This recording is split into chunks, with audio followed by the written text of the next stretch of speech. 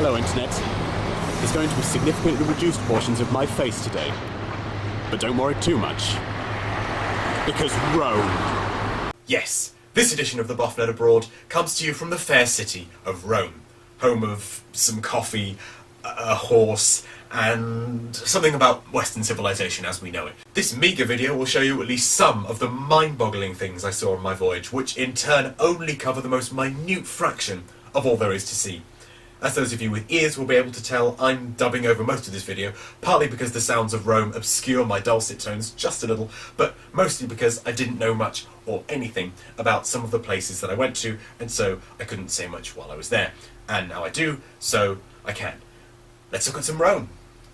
So this is one of my favourite places in the whole city. The Archbasilica of the Most Holy Saviour and of St John Baptist and John Evangelist in the Lateran, or just the Church of St John Lateran if you are a muggle.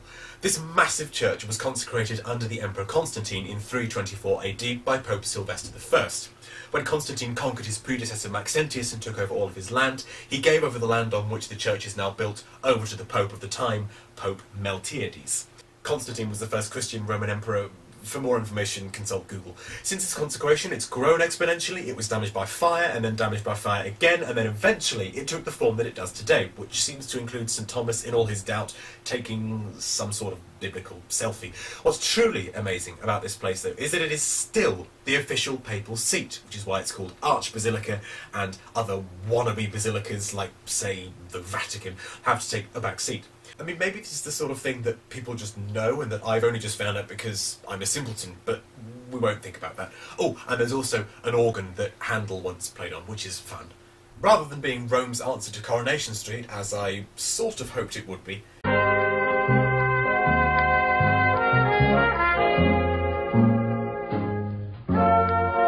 this is the theatre of Marcellus, which was built mostly in the 13th century BC, but then the Orsini family in the 1700s had their houses built on top of them because money. And then this is the 17th century church of Sant'Ignazio, which is famous not for its baroqueness, baroquitude, it doesn't matter, it wasn't famous for either of them. It's famous for its dome, or rather the fact that it doesn't have one. This is actually a 17-metre canvas, which in a spectacular trompe-l'oeil, pardon my French, creates the illusion of a ceiling rising far higher than it really does.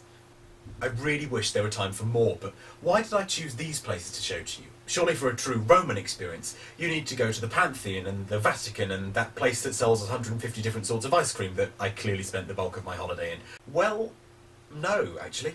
I think you get a better view both of Rome past and Rome present, which are both perhaps present in Rome future, in places where you actually have space to think. The fact is that it's almost impossible to imagine the main tourist attractions as they were, simply because of the sheer volume of people. In St John Lateran, you can actually hear this.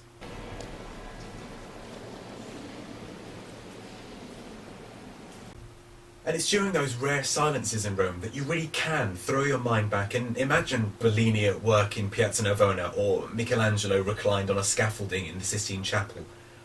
And that's the real Rome. A Rome so rife with history that so often gets lost in its everyday life, but that if you look in the right places, is easy to find.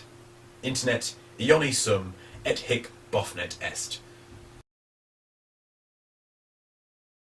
And now, for your delectation and delight, the much more practical and infinitely more adorable Roman equivalent of the Royal Mail van.